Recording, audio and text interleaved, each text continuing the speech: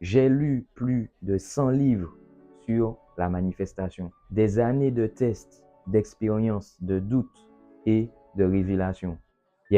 Design a toujours l'enquête, la épichaine, la game la plus importante qui fait la yedeg. Et aujourd'hui, j'accompagne principalement des entrepreneurs à avoir plus de clarté d'esprit et d'abondance. Travailler moins et vivre dans le vrai flow universel. Alors crois-moi, sur ce sujet, je sais de quoi je parle. Parce qu'en réalité, il y a beaucoup trop de bruit autour du sujet de la manifestation. Chaque semaine, il y a une nouvelle technique miracle, une nouvelle affirmation ou une nouvelle méthode rapide. Mais tout ça, ce n'est que de la poudre aux yeux. Les maîtres, les designers de la réalité, les vrais, ne courent jamais après des tendances. Pourquoi? Parce qu'ils maîtrisent les principes intemporels. Et ces principes, c'est ce que je vais te transmettre maintenant. Voici 15 lois universelles et intemporelles de manifestation. Simples, puissantes et surtout que personne ne t'a jamais expliqué comme ça. La première, c'est que toutes tes croyances doivent te servir. Si tu ne savais pas, tes croyances sont les briques de ta réalité. Et chaque brique que tu poses construit ton monde. Une croyance qui ne te sert pas te contrôle. Tu es un être énergétique et certaines croyances ne sont là que pour pomper ton énergie. Si tu crois que tu ne peux pas, tu as raison. Et si tu crois que tu peux, tu as aussi raison. Alors analyse chacune de tes croyances et demande-toi, est-ce que cette croyance me soutient ou m'enchaîne? Si elle t'enchaîne, elle n'a plus sa place dans ton esprit.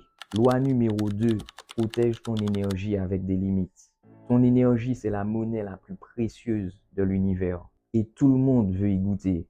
Les gens, les situations et même les croyances. Le designer conscient sait que chaque interaction est un échange d'énergie. Alors, il devient forcément plus sélectif. En vérité, ton esprit doit être une résidence privée, pas un McDo énergétique ouvert H24. Loi numéro 3, l'imagination avant la logique. Les gens réalistes vivent dans les limites que d'autres ont dessinées avant eux. Mais tes yeux ne voient que 0,005% de la réalité. Le reste, donc 99,995%, est invisible, mais bien réel. Alors dis-moi, tu veux vivre selon ce que tu vois ou selon ce que tu ressens? L'imagination, c'est la porte de toutes les possibilités. Et c'est elle, pas la logique, qui crée ta réalité. Loi numéro 4, l'abondance avant tout. L'univers est infini et toi aussi.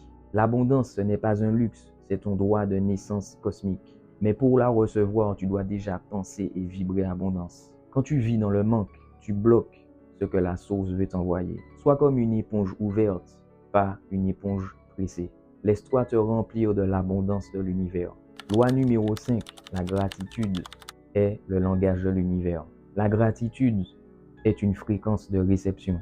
Quand tu remercies avant même d'avoir reçu, tu dis à l'univers, je sais que c'est déjà fait. Ressens de la gratitude avant même que ça arrive. Sois reconnaissant comme si c'était déjà là, parce qu'en vérité, c'est déjà là. Loi numéro 6, manifester, ce n'est pas changer le monde, c'est te changer toi-même. Tu ne manifestes pas pour avoir, tu manifestes pour devenir. Les affirmations, les visualisations et les rituels, tout ça, ce ne sont que des outils pour t'amener à ton nouvel état de conscience. Tu sauras que tu as vraiment manifesté le jour où tu n'auras plus besoin que ça se manifeste. Loi numéro 7.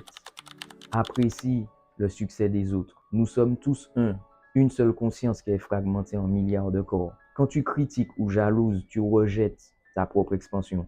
Mais quand tu célèbres la réussite des autres, tu t'ouvres à la tienne. Tu dois aimer voir les autres gagner parce que quand ils gagnent, c'est une autre version de toi qui gagne. Loi numéro 8, la solitude est sacrée. La solitude, ce n'est pas être seul, c'est te retrouver toi-même. C'est le moment où le masque social tombe et que ta vraie voix peut parler. La solitude, c'est ton sanctuaire intérieur. C'est là que tu entends la source sans interférence. En fait, c'est là que tu redeviens toi-même. Loi numéro 9, ne sois jamais trop sérieux. L'univers aime le jeu. L'enfant qui rit, qui crée sans se poser de questions, est plus proche de la source que l'adulte crispé. La lourdeur bloque le flux, mais la légèreté l'attire. Sois joueur, sois curieux, c'est là que la magie opère. Loi numéro 10, sois à l'aise d'être le mouton noir. Tu vas devoir sortir du troupeau et ça va déranger. Les gens vont dire, tu as changé, hein? Mais ils ne comprennent pas que tu as juste évolué. L'évolution t'isole toujours avant de t'élever.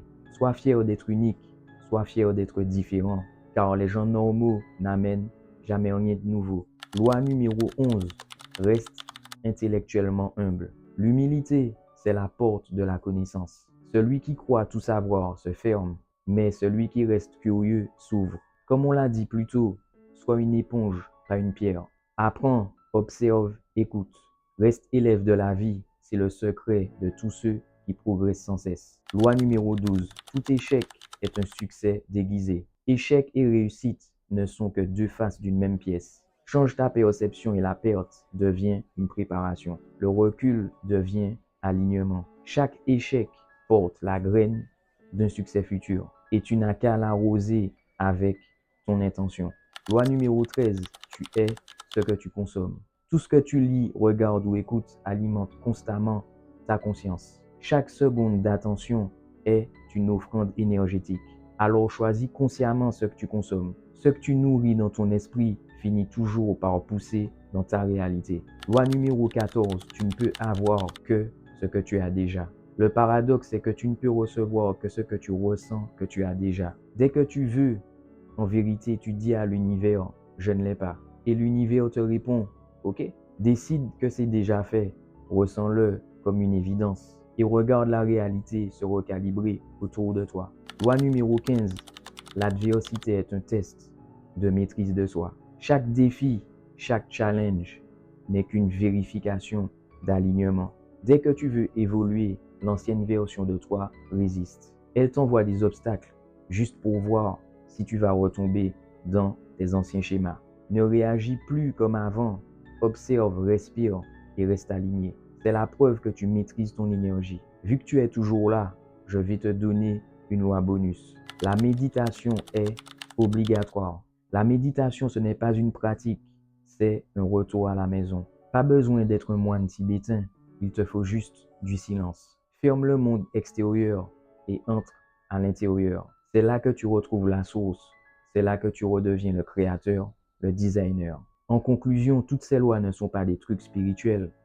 Ce sont des principes intemporels et universels. Si tu les vis, tu n'auras plus besoin de forcer la manifestation parce que la réalité viendra naturellement à ton alignement. Tu n'as pas à courir après ta réalité, tu dois juste devenir celui qui l'attire.